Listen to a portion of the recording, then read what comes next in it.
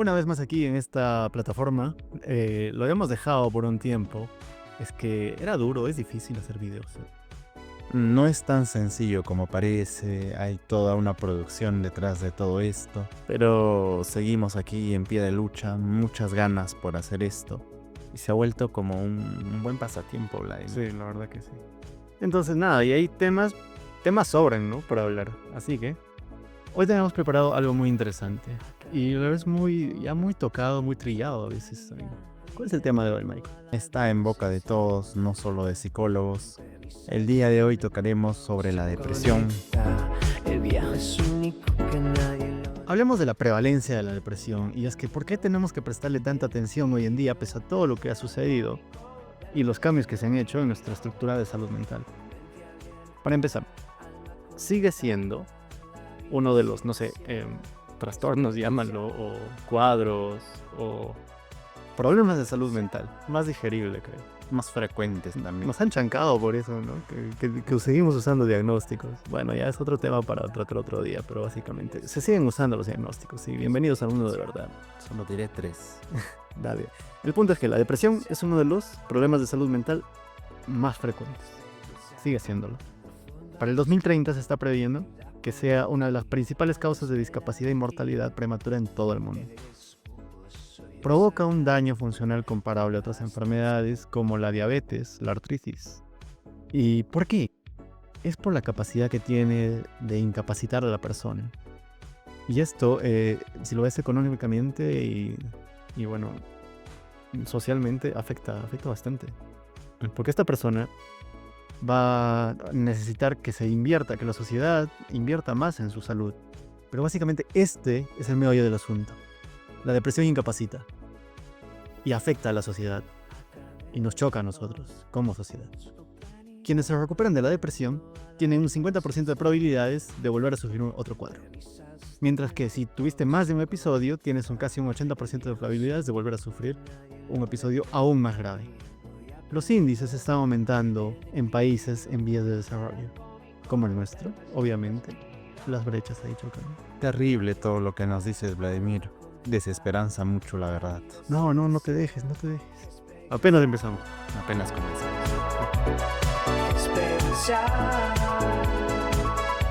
Y ahora trataremos de encasillar a lo que es la depresión, trataremos de definirla. Y para ello vamos a utilizar algunas fuentes, ¿no? Cuando normalmente escuchamos la palabra depresión, muchas personas piensan en estás triste. Pero no, la depresión no es simplemente un mal día o una semana complicada. La depresión es un trastorno mental real que afecta la forma en la que pensamos, sentimos y actuamos. El hecho de decir trastorno ya nos va a caer mucho hate, pero más abajo lo explicaré. Arena mí. Según la Clasificación Internacional de Enfermedades, número 11, la depresión se clasifica dentro de los trastornos depresivos caracterizados por un estado de ánimo deprimido, persistente, pérdida de interés, reducción de energía y otros síntomas que generan un deterioro significativo de la vida diaria, como lo dijo Vladimir, te incapacita. Por otro lado está el DSM-5, que lo define como un episodio depresivo mayor con la presencia de al menos 5 síntomas durante un periodo mínimo de 2 semanas, donde uno de ellos debe ser 1. Estado de ánimo deprimido, 2. Pérdida de interés o placer. A esto súmale alteraciones constantes del sueño, cambios en el apetito, fatiga, dificultades cognitivas, sentimiento de inutilidad o culpa, e incluso muchos pensamientos recurrentes sobre la muerte. Finalmente está el protocolo de activación conductual, que lo va a definir de una manera muy distinta, ¿no? Esto ya es tercera generación, va más con nuestra onda. Cuando la vida se vuelve abrumadora, las personas tienden a evitar, a reducir actividades, a aislarse. ¿Cómo se llama esto, Vladimir? Evitar, precisamente. Esa evitación produce un alivio momentáneo, pero a largo plazo mantiene y profundiza tu situación depresiva, porque reduce el contacto con experiencias que generan refuerzos positivos. En este modelo, la depresión no solamente la sientes, sino es el comportamiento. son patrones conductuales que terminan atrapando a una persona en un ciclo difícil de romper, así como un ciclo con tu ex o algo así, Vladimir. De gratis, weón. Sí. Sí, no, continúa. ¿Dónde estaba? Ya me perdí eso, Vladimir. ¿En qué estaba? Eso pasa cuando lees. En otras palabras, la depresión no solo se siente, sino es un comportamiento. Se ve. Y esos patrones conductuales terminan atrapando a una persona en un ciclo muy difícil de romper. Con todo este panorama clínico, es normal preguntarse, ¿y cómo es la depresión realmente? Y ahí viene una de las preguntas más difíciles, y le voy a tirar la pelota a Vladimir, y es, ¿qué se puede hacer con la depresión? Hay amplia variedad y eso esperanza bastante, o debería, ¿no? Pero es curioso porque la APA enumera dentro, 6 tratamientos con soporte empírico fuerte, 7 tratamientos con soporte empírico moderado para la depresión. Y eso no está tomando en cuenta los psicofármacos. O sea, tú dirías, hoy en día podemos trabajar la depresión sin muchas dificultades. Un montón de alternativas, Vladimir. Sí, así, ¿Por qué la gente se deprime si tenemos tantas alternativas? Ya, y ese es el problema. Entonces, pues son varios factores para empezar, pues, es que no es tan sencillo como eso, ¿no? Y lo que influye mucho ahí son las brechas. Como siempre son las brechas económicas. Uy, Ya. También están las brechas de accesibilidad y a sistemas de salud preparados. Ajá. Personal de salud que esté calificado también en cómo trabajar con la depresión. No olvidemos que yo salgo de la universidad, quizás no voy a estar. Yo salgo de la universidad. ¿Tú crees que alguien que sale de la universidad está preparado para lidiar con el supuesto? Creo. No, hermano, es un trabajo muy duro, pues, muy serio, ¿no? ¿Qué haces de otro? Yo no doy terapia, hermano, yo doy consejería. Entonces, hablemos ya en sí de lo que es la psicoterapia para la depresión. Jacobson y sus colaboradores en 1996, antes de que naciéramos, ¿no? Cuando ni existíamos, llevaron a cabo un estudio del desmantelamiento. Lucas, mira, desmantelaron la TCC para la depresión. Lo que encontraron fue muy interesante, que básicamente compararon TCC versus TCC solo con componentes pero conductuales. Como que sería TC nada más. Lo conductual nada más. Sí, sacaron todo lo cognitivo, Vladimir. Exacto. Y los resultados fueron prácticamente iguales. O sea, lo cognitivo ahí estaba de sobra. En ese punto es que ya comienzan a jalar más solo con el aspecto conductual para la depresión. Luego ya se desarrolla un tratamiento compacto de 10 sesiones y posteriormente a ello se genera BAT. Y es de lo que queremos hablar, porque esto ayuda un montón, que exista BAT. Esperanza. En palabras de Seligman, la depresión es el resfriado de la psicología y ha tocado la puerta o las vidas de todos nosotros. Incluso de muchos terapeutas. También. Sí. Crucial hablar de ello también. BAT entonces es la aspirina para la depresión. Se dirige a modificar conductas del consultante como un método que mejora su estado de ánimo y su calidad de vida en general. Y ahí es donde vienen estas imágenes que quizás las hemos visto en algún momento, en las cuales se ha demostrado la amplia eficacia de BAT versus terapias cognitivo-conductuales y psicofármacos. Muéstralo esos cuadritos, Vladimir. Mira aquí nada más, cómo disminuyen los síntomas a medida que pasan las semanas, van en picada, ¿ves? Las de líneas punteadas largas son un tratamiento cognitivo-conductual. Y ojo, esto es el grupo de alta severidad de síntomas. Las líneas punteadas van disminuyendo también con la terapia, farmacológica. Mira cómo funciona activación conductual. En grupos ya de menor severidad, básicamente lo mismo. Ahora, hay algo que sí criticar estos estudios. ¿De dónde proviene la muestra? No te habla de eso. ¿Tú crees que esto sea igual si es que replicamos este estudio aquí en Latinoamérica sería igual? Yo creo que no. Fuera de ello, las muestras también hay que mencionar que sí son... Inicialmente tuvo como 300 y tantos personas en su estudio, pero de ahí una buena parte, casi la mitad o un poco más, salieron del estudio. O sea, sí son muy rigurosas, eso sí hay que aceptarlo, pero finalmente las personas que se quedaron, pues como ves, son básicamente 200 y tantos nada más. Esas son muestras, pues, bueno, son minúsculas aún. Pero esto es lo mejor que hay. Digo con mucho énfasis, pero. Michael nos va a contar la historia que nos prometió. Nos prometiste una historia. Les prometí una historia al inicio. Esto es básicamente traerles la depresión del cielo a la tierra. Esa metáfora quiere decir que hacer lo más sencillo posible para todas las personas. Yo sé que muchos no van a entender a Vladimir, pero espero que entienda a Michael. Soy bueno con las metáforas, he mejorado. Sí, ¿no? Trabajar con adolescentes me ha ayudado. ¿Mm? No, mentira. Va a ser. Bueno, esta metáfora es sacada de un libro, que les voy a dejar el libro, es de James Morrison, Guía para el Diagnóstico, y la historia es de Brian Murphy. Brian es un hombre de 55 años que había vivido siempre pues con los pies en la tierra. Siempre no me gringo, ¿no? ¿Cuándo Pedro Alcántara? ¿Cuándo va a ser Pedro Mamani? Es que el libro es un libro publicado en lengua inglesa, hermano. Bueno, recapitulamos la historia. La historia es de Brian, un hombre de 55 años que había vivido siempre con los pies en la tierra, hasta que su propia mente comenzó a jugarle en contra. Brian heredó un pequeño negocio de su padre, lo hizo crecer, lo vendió y con ese dinero compró una modesta granja en California.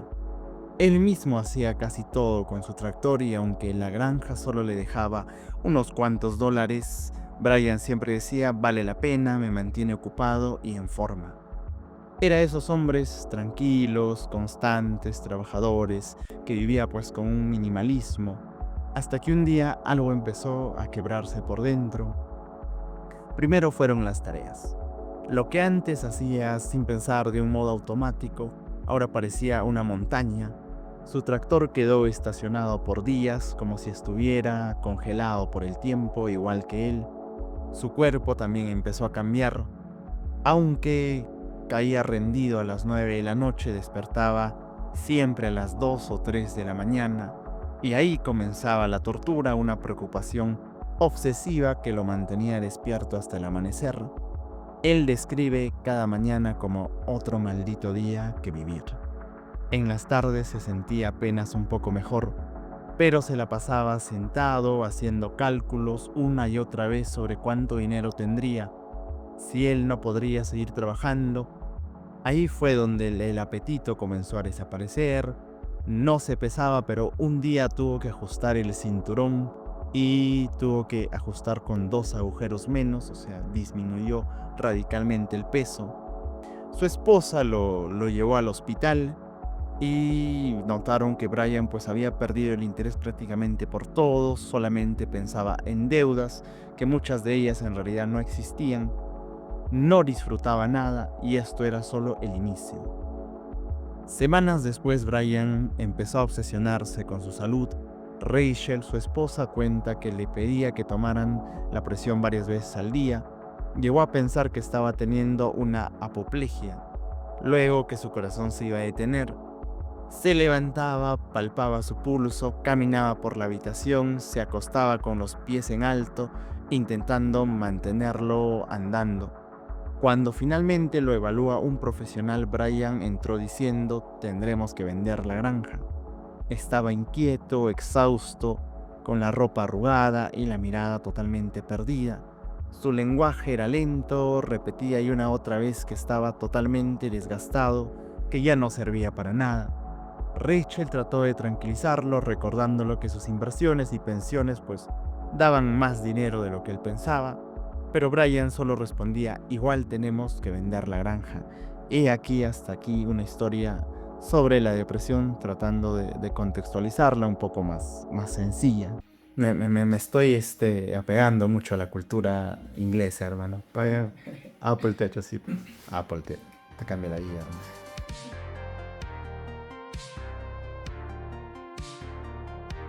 Continuando, tenemos 2 noticias de actualidad en salud mental que nos trae Vladimir.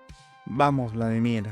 De hecho, esta vez han publicado como que buscando la reflexión, así que vamos a llamarlo notiflexión ya. Notiflexión, dale. Que nos...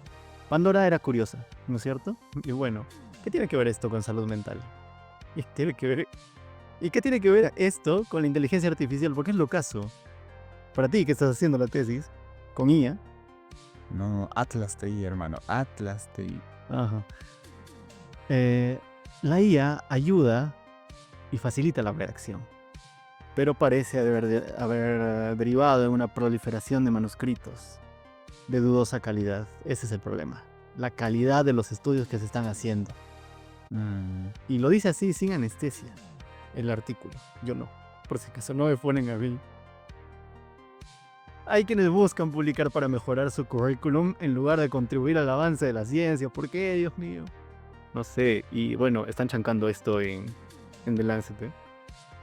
Y es que, bueno, por ejemplo, la relación entre diabetes y depresión la conocemos, o sea, a veces ya hasta nos suena obvio, pero siguen publicando estudios correlacionales de estas dos variables.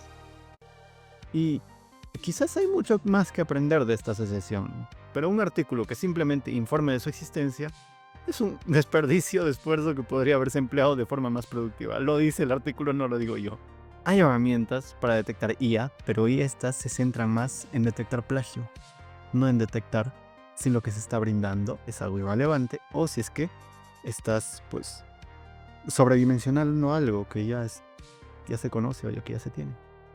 Ese es el problema entre la IA y la cantidad de estudios que tenemos hoy en día. Porque hay investigadores que quieren hacer metaanálisis y gracias a que hay demasiados artículos complican más el avance de la ciencia en ese sentido. Pandora cerró la caja al ver que su contenido se escapaba. Solo quedaba una cosa, la esperanza. Las IAs y el sentido común perdurarán y son pilares sobre los cuales aún podemos apoyarnos. Interesante reflexión, Vladimir. Pero también han disminuido la cantidad de investigaciones que se están publicando. No tenemos cantidad, lo que no tenemos es calidad. Ese es el detalle. Y es lo que dice el artículo, básicamente. Y la IA está ahí, que la IA está en todo hoy en día, ¿no? Que por cierto, vamos a hablar uno de estos días también de la IA y cómo está en nuestra cotidianidad. Ya llega el buen video. Sí, hasta nuestra intimidad ha llegado. Porque no me va a mentir que varias están conversando ya con su IA como si fueran un amigo o un consejero. Un terapeuta, Vladimir, un terapeuta. Ayúdame con Dirman, le dicen a la IA. ¿Cómo es posible? Y lo peor es que la IA falla. Cerran los videos, ya no quiero hablar. Déjenme solo. Déjenme solo. Suelten a Michael. En otras noticias, lo que ha sucedido es que se está planeando regular más el lenguaje con respecto al TDAH. Y nada, ya hablamos en un momento de esto, de toda la pelea que hay por el tema de que si es un trastorno o no es un trastorno. Pero bueno, el punto es que, a diferencia del autismo, el debate sobre el lenguaje que usamos en cuanto al TDAH, está apenas en sus inicios. Hoy en día ya hemos avanzado, ¿no? Si hablamos de autismo decimos, es una condición, es más. Hay otros términos. Exacto, no es una enfermedad, ya se ha sensibilizado bastante. Básicamente van a tratar de trasladar eso, pero al TDAH. Las recomendaciones que están lanzando es que necesitamos un marco común para el uso del lenguaje en la investigación y en la práctica del TDAH. Y si yo quiero investigar el TDAH, por ejemplo, debería hacerme estas preguntas antes de abordar el TDAH. Todo tu cuestionario son largas, son bastantes. Pero básicamente lo que debemos evitar es asociar el TDAH a algo con enfermedad. Y finalmente, tampoco que se vea como un déficit de algo. Simplemente muy similar a lo del autismo, ¿no? Que es una persona distinta. Sensibilizar mucho más es nuestra tarea respecto a esto. Y la verdad es que ¿quién no es distinto en este punto? Eso es muy cierto. Y nada, es lo que ahora se está tratando de abordar y bueno, es lo otro que quería dejar. Así como chisme. Mucha más sensibilización. Y también que realmente existe. Ya yo he escuchado a muchas personas que dicen, no, eso no existe. Eso es. Uf, no, ese es un tema ya enorme. No lo dejo por ahí, pero sí suele pelear.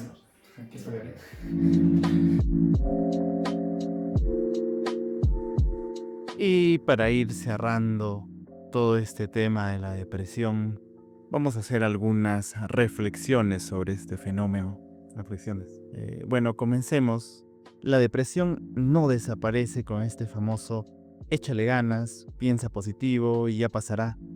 Eso es una de las primeras reflexiones de mi letrero, que se dice mucho. Vladimir ha hecho unos letreros por ahí y en algún momento los mostrará. Bueno, para el siguiente se los dejo. Tampoco se curan con remedios mágicos que podemos ir leyendo en internet. Prometen, claro que sí, caminos muy sencillos, pero alejan a las personas de ayuda real. Eso es lo más preocupante, Vladimir. La IA. Hay quienes le piden ayuda a la IA para tratar su depresión. Sí, y aparte de eso, hay otro tipo de caminos, ¿no? Que te dicen, por ejemplo, come determinado producto. Entonces, Sí. eso es muy preocupante porque aleja a muchas personas de que puedan recurrir al camino que es, pues, buscar ayuda, ¿no? Buscar ayuda profesional. Eso es otra de las reflexiones. En el caso de la farmacología, pues, hay que tener bastante tacto, bastante cuidado en utilizarla. Porque Hay un hecho, de hecho, me hiciste recordar, perdón que te corte, en el 2020, lo que sacó la OMS es como que su revisión acerca de la depresión, pero así a todo dar, o sea, investigaron a fondo la depresión y cómo estamos yendo en este tema. Y es que si tú dejas de consumir psicofármacos, y por algún motivo, no sé, no me alcanza el dinero, o me olvido, o simplemente mi médico ya no puedo sacar cita con mi psiquiatra o con mi médico de cabecera, no lo sé. Pues el hecho de que esté cortando esa medicación farmacológica, lo que va a producir es muchas veces un efecto rebote. Y va a agudizar mis síntomas y va a empeorar mi situación. Así que tengan mucho cuidado con eso, sí, como dice Michael. y ahí es donde se genera estos mitos sobre los fármacos, pues muchas Ujú. veces, ¿no? Esos son algunas reflexiones sobre lo que es la depresión. La depresión necesita mucha ciencia, ya lo mostró Vladimir, tenemos muchos caminos, pero también necesita bastante humanidad. Bueno, la idea para ir cerrando esto es simple, ¿no? Menos mitos, más verdad, menos juicio respecto a la depresión, mucha más empatía. Porque en un inicio Vladimir dijo que todo esto te incapacita, y es muy cierto, te incapacita totalmente. Qué fregado es despertar de la cama sin energía, sin tener ni siquiera un poco de ganas de asumir el día. Es de lo más difícil. No es una incapacidad física, pero sí mental. Y si mentalmente no estamos bien, no podemos hacer mucho. Bueno, con todo esto hemos vuelto a lo esencial, hemos vuelto a este modo tan curioso que es un modo podcast que, claro, nos permite soltarnos más, no nos encasilla tanto como TikTok. Yo le decía a Vladimir, no seamos pues encasillados, pero no me hizo caso. Mis súplicas han sido escuchadas finalmente y estamos aquí, Vladimir. Y bueno, esto es, No somos terapeutas, gracias por acompañarnos. Ha sido muy lindo poder desenvolvernos más naturalmente, ya no ir tanto contra el tiempo. Igual, nada, seguiremos subiendo videos aquí. Hasta la próxima, gracias. nos vemos en un próximo episodio. Déjennos algunos temas para poder seguir continuando con esto y gracias totales. ¿Te parecieron mis grandiosas críticas?